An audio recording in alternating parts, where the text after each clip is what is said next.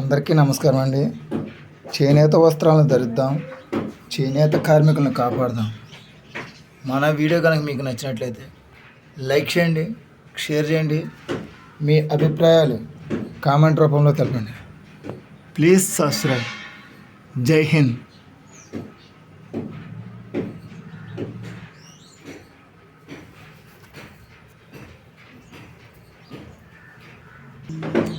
అందరికీ నమస్కారం అండి. చేనేత వస్త్రాలను ధరిద్దాం, చేనేత కార్మికులను కాపాడదాం. మన వీడియో కనుక మీకు నచ్చినట్లయితే లైక్ చేయండి, షేర్ చేయండి, మీ అభిప్రాయాలని కామెంట్ రూపంలో తెలపండి.